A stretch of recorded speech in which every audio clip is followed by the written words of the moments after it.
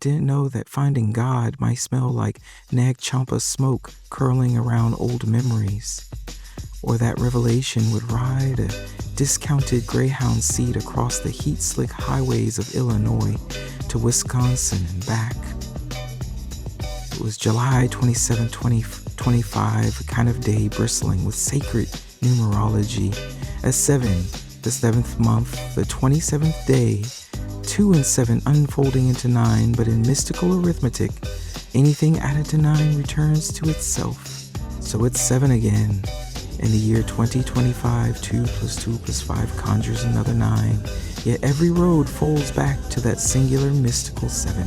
Bo, 7 is Sabbath and completion, the lampstand's light. The breath before eternity resumes. Numbers can be prayers. You just have to learn how to read them. Madison was destiny answered by a bus ticket. After stepping off the Greyhound, I felt the summons. Gather the offerings, fresh stem flowers, sacred fruit, a new white handkerchief. At Fresh Market, led by something deeper than routine, I picked my fruit in an order that felt instinctive and sacred. First the apple, knowledge and temptation, then the pear for patience, then the peach with its veiled promise. Only later would I understand how deliberate that choreography was, each fruit echoing back some forgotten but essential part of my own story.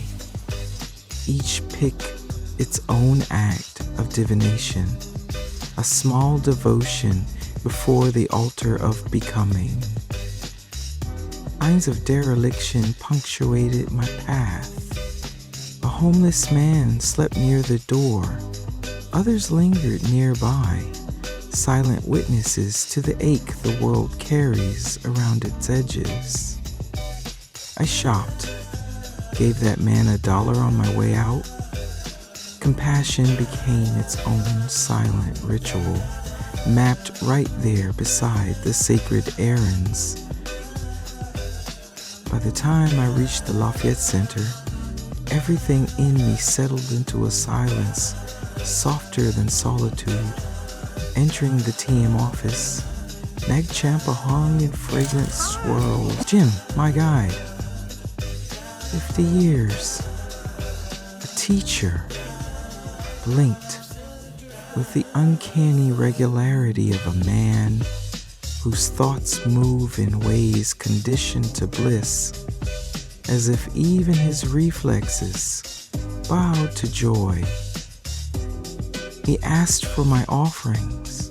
I handed him fruit and flowers and watched as he placed them in the exact order I'd chosen at the store. Apple left, pear at center, peach right.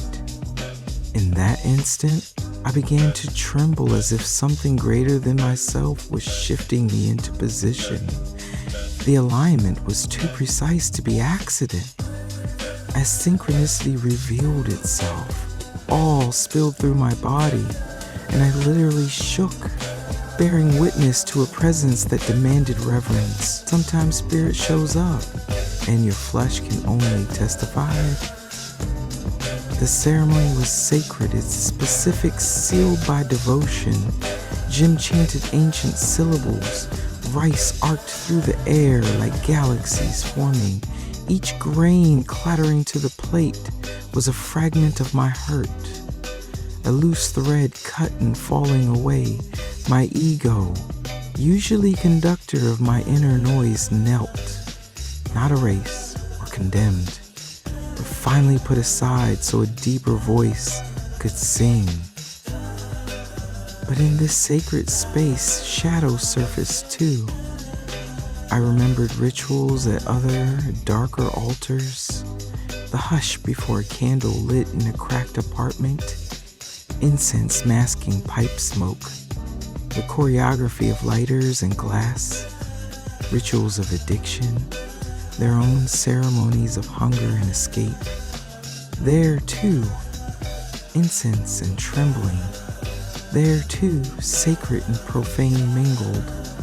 The line between illumination and oblivion was always a ritual and a risk. In the meditation room, I felt those echoes and understood at last that all rituals, light or shadow, are just longing turned into movement, a yearning for transformation, for release.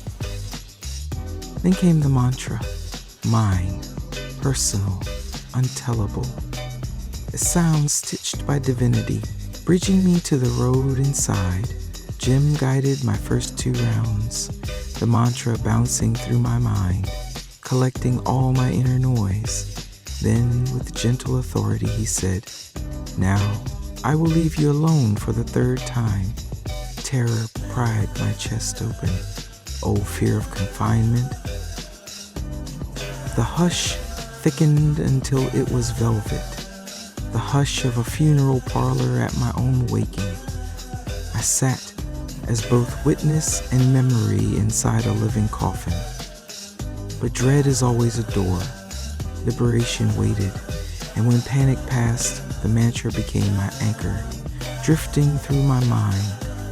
Then Maharish's voice whispered, not in speech, but in the undeniable language of presence. Everything I'd searched for was already here, nested behind my sternum. Silence settled, but this time it was not lockdown quiet, not the silence of prison. It was an arrival, chosen and earned, the calm of true release. Jim returned, walking me from meditation like a father carrying a sleeping child. He pressed into my hands 2 gifts, the apple and a single red carnation beginning in bloom. The journey home became its own reflection. The Greyhound halted. Mechanical failure, leaving a woman in a wheelchair stranded by her broken lift. I watched and helped as best I could, recognizing my own survival. Since 2005, I've lived by the fragile grace of disability checks, finding ways to make the everyday sacred. Survival itself is a kind of meditation, the world's hardship mirrored in a stranger's waiting. It's to switch buses, and when we switch buses, my carnation, riding free in my bag's side pocket, seemed to vanish. I sat down, and next to me sat Eden, a young Estonian woman fanning herself with a rainbow. I soon realized the flower was missing and felt a sharp, familiar ache, mourning the apparent loss. I shared with Eden the story of the carnation, its meaning to me, and the rituals from which it had come. But loss is no foreign shadow. I carried the grief lightly, never letting it anchor my spirit. Practiced in letting go of what slips away. I spoke of politics, race, the world's hidden languages and hidden wounds, hours braided through communion and laughter.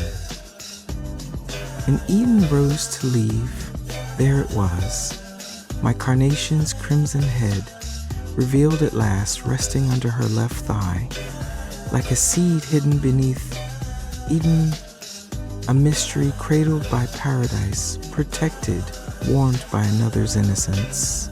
Sometimes what we think is lost is only waiting for the right moment, the right hand to be found.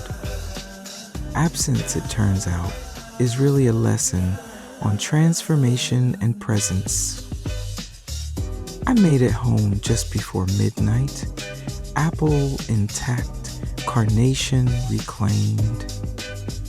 The ritual rooted itself inside me, a new practice, pulsing with meaning. My practice is not to fix the world. It's to master the me that lives in it. Somewhere between addiction's rituals and true ceremony, between fear and freedom, apple incarnation, loss and rediscovery, mystery and revelation, I began. 7 still hums its silent song, completion, Sabbath, the lampstand's light. This story, each fruit chosen in sacred sequence, every ritual and absence and discovery, is not meant to be tallied or solved. It is meant to be cherished, the lesson blooming only for those who have truly learned to listen